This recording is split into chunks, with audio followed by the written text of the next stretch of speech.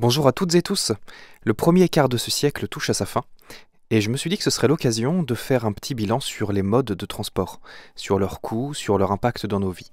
Il y a de nombreux paramètres à prendre en compte, et je préfère diviser ça en plusieurs volets. Le premier de celui-ci, cette vidéo, c'est le coût d'utilisation de la voiture comparé au coût d'utilisation du vélo.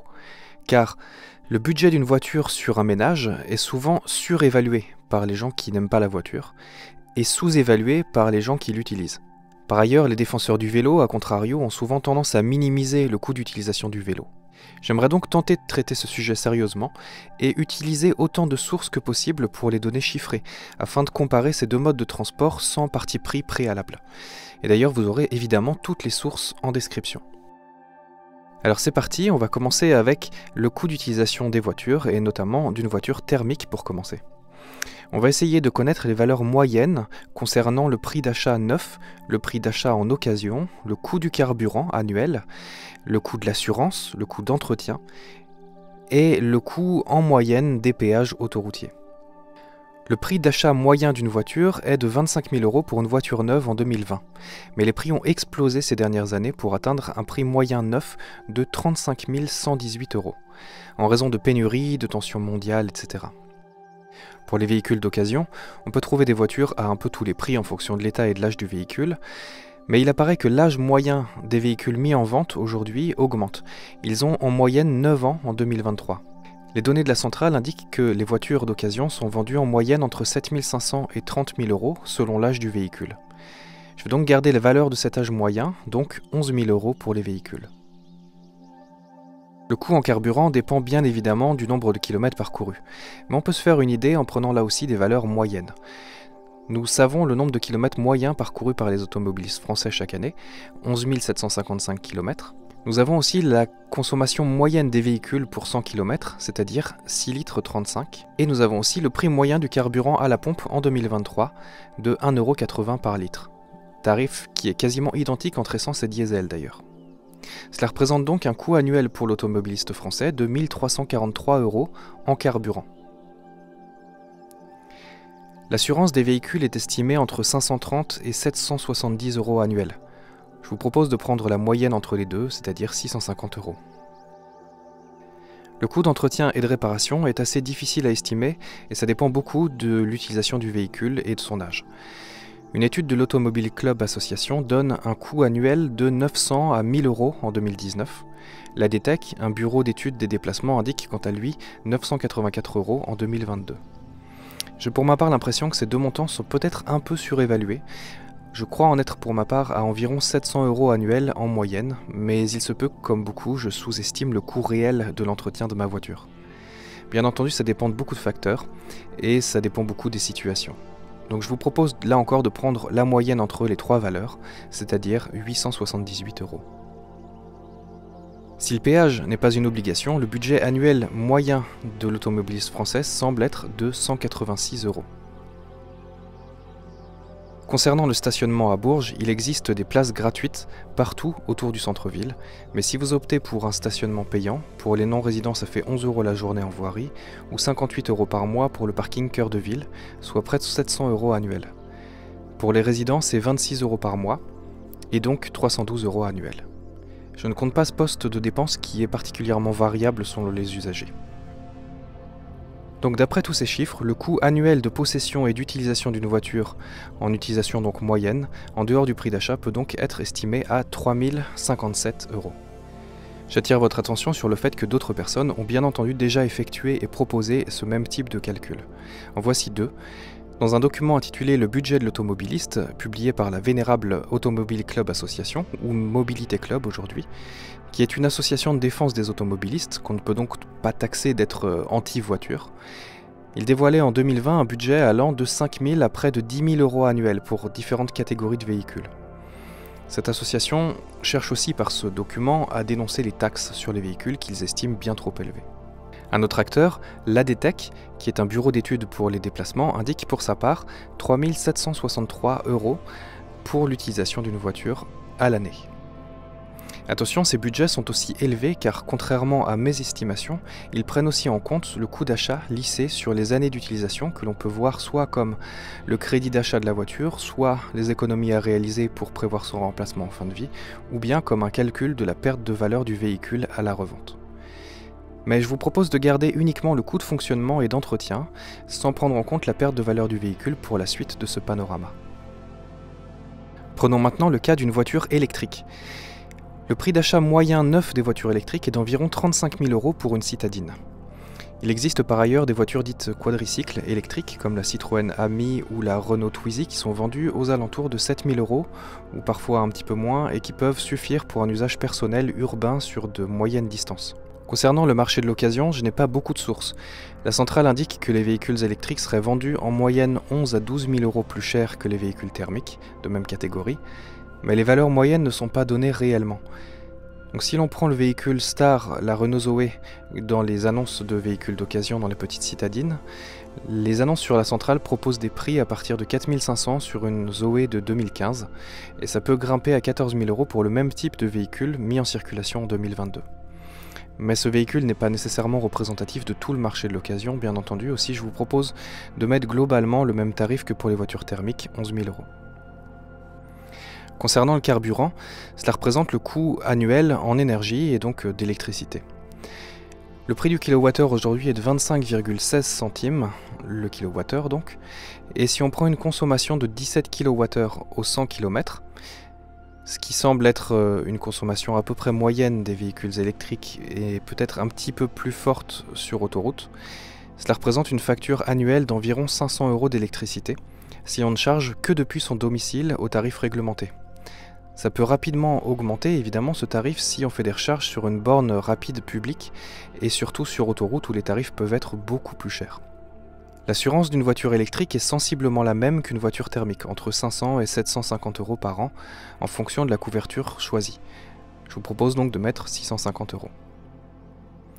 Le coût d'entretien d'un véhicule électrique est encore assez peu documenté, mais il semble qu'il soit réduit d'environ 25% par rapport au coût d'entretien d'un véhicule thermique, parce que le moteur électrique est moins fragile, il y a moins de pièces en fait.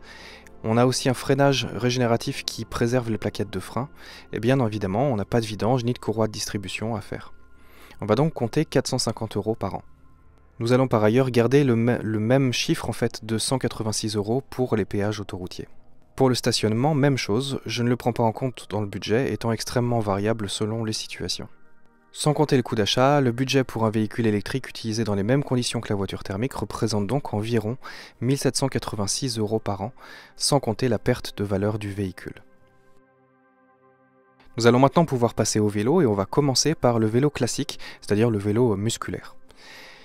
Le prix d'achat moyen neuf des vélos classiques est de 553 € en moyenne. Et le prix d'achat en occasion est difficilement quantifiable. Ça peut aller du don pur et simple au vélo haut de gamme revendu 80% de son prix initial. Attention tout de même, un vélo d'occasion peut cacher de mauvaises surprises lors du passage à l'entretien ou à la réparation. Le tarif peut aisément dépasser le prix du vélo si vous l'avez acheté à très bas prix. À cela, il faut évidemment ajouter l'équipement de sécurité si vous débutez à vélo. Il faut des lampes, un casque, des gants, un antivol et éventuellement un masque anti-pollution qui peut être bien utile. Le prix du carburant pour les vélos musculaires, que vous fassiez 100 km ou 10 000 chaque année, ce sera toujours le même, ce sera toujours 0 €. Sauf si bien entendu vous voulez compter les figues séchées que vous mangez et les petites barres de céréales dans votre carburant.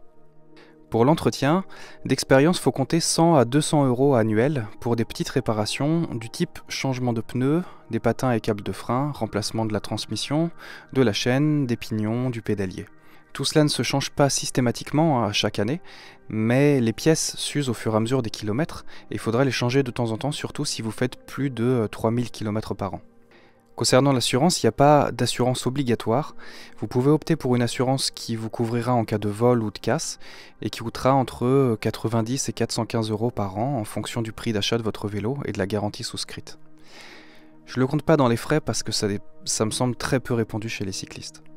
Utiliser un vélo musculaire vous coûtera donc environ 150 € par an de pièces et d'entretien, et puis quelques barres de céréales.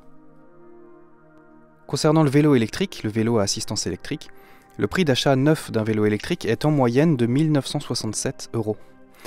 Selon le modèle, ça peut monter vite, et les modèles cargo haut de gamme sont aux alentours de 5 000 €. Concernant le coût d'utilisation en termes d'énergie consommée, si on prend l'exemple de ce vélo, le Decathlon Between LD 920E, la capacité de sa batterie est de 694 Wh et son autonomie annoncée en mode éco est de 150 km. Ça nous donne 0,463 kWh de consommation pour 100 km. En prenant l'exemple d'un cycliste qui ferait 3500 km par an en mode éco avec ce vélo, ça représente une facture d'électricité d'environ 4,08 €. Que représente 3500 km annuels? Imaginons une personne qui habite à 6 km de son lieu de travail. Elle fait l'aller-retour tous les jours à vélo, soit 12 km par jour. En comptant qu'elle travaille 5 jours par semaine, qu'elle a 5 semaines de congés payés, ça représente au total 235 jours de déplacement annuel. Et nous ne sommes encore qu'à 2820 km sur l'année. Le coût d'entretien est similaire au coût d'un vélo classique, bien qu'un peu plus cher en raison du type d'équipement qu'il y a sur ces vélos électriques. On a bien souvent des freins à disque hydraulique, le démontage de la roue arrière est souvent plus long, il faut aussi intervenir sur la batterie, et il faut aussi compter dans l'entretien le prix de la batterie qui peut, après un certain temps, avoir à être changé. J'ai pas trouvé de chiffres vraiment fiables concernant l'entretien des vélos électriques, le tarif de l'entretien des vélos électriques. Tout ce que j'ai trouvé me semble vraiment bien trop sous-évalué. Et à mon avis, il mentionne uniquement le tarif de prise en charge pour une révision par un atelier, sans parler du prix des pièces à changer. Je suis donc obligé d'estimer à vue de nez, tout en essayant d'être réaliste. Comme je vous le disais, je pense qu'on peut anticiper 150 à 200 € par an pour le remplacement des petites pièces du vélo, et puis des petites réparations qui pourraient survenir, et ajouter un forfait de 80 € pour le tarif du remplacement de la batterie, lissé sur sa durée de vie. Je vous propose donc de compter 230 € annuels. En prenant tous ces paramètres en compte, un VAE vous coûterait donc environ 234 € par an, sans compter l'assurance en cas de vol qui pour le coup peut être bénéfique, un peu plus bénéfique pour ce type de vélo qui est plus recherché par les voleurs. A ce propos, si vous suivez cette vidéo et que vous voulez partager votre expérience et combien vous coûte précisément votre utilisation du vélo à l'année, n'hésitez pas à le noter en commentaire. Concernant les aides à l'utilisation du vélo, à ce jour, la France reste un pays essentiellement tourné vers la voiture et les habitudes des usagers sont difficiles à faire changer. Les pouvoirs publics ont donc créé plusieurs aides pour encourager et développer la pratique du vélo. D'une part, les aides à l'achat, si au niveau national elles sont réservées aux revenus modestes, au niveau de l'agglomération de Bourges Plus, ces aides existent avec un seuil de revenus un peu plus élevé. Les entreprises et services publics peuvent aussi mettre en place le forfait mobilité durable qui, sous réserve de l'emploi d'un mode de transport doux ou de covoiturage un certain nombre de jours par an, vous permet de bénéficier d'une prime de quelques centaines d'euros qui couvrira généralement les frais d'entretien pour votre vélo. Il faut aussi savoir que l'agglomération de Bourges Plus permet la location de vélos classiques, électriques ou cargo à très bas prix pour une durée de 1 semaine à 1 an. Et ça vous permet de tester sans avoir de grosses sommes à débourser. En conclusion, on peut donc dire que le choix du vélo comme mode de déplacement d'un point de vue économique est donc très pertinent pour les usagers qui habitent à 10 km ou moins de leur lieu de travail. Si nous reprenons par exemple une personne habitant à 6 km de son lieu de travail et qui délaisse sa voiture thermique pour acheter ou récupérer un vélo et faire ses trajets avec ce mode de transport, la réduction de 2820 km à l'année représente une économie en carburant de 322 € alliée à une petite réduction de l'usure de sa voiture. Si on ajoute à ça les aides à l'achat, le forfait mobilité durable, son vélo même acheté neuf à 2500 € est remboursé en quelques années. Et si cette même personne revend finalement sa voiture car elle peut généralement se débrouiller avec son vélo, comme on l'a vu, cela se compte en plusieurs milliers d'euros d'économie chaque année. Je sais que l'encouragement à faire du vélo un mode de transport quotidien agace certaines personnes qui voient d'un mauvais œil le développement de l'infrastructure cyclable et les aides aux cyclistes. Bref, ils voient ça comme un matraquage fiscal et une prétendue guerre contre les automobilistes. Personnellement, ce que je me demande, c'est pourquoi les pouvoirs publics cherchent à développer le vélo quand ils ont une telle manne financière qui arrive dans les caisses de l'État grâce aux taxes sur le carburant et sur les automobilistes. Peut-être parce que l'usage de la voiture n'est pas anecdotique et a des conséquences fortes à plusieurs niveaux qui peuvent être néfastes. C'est ce que nous verrons dans les prochaines vidéos.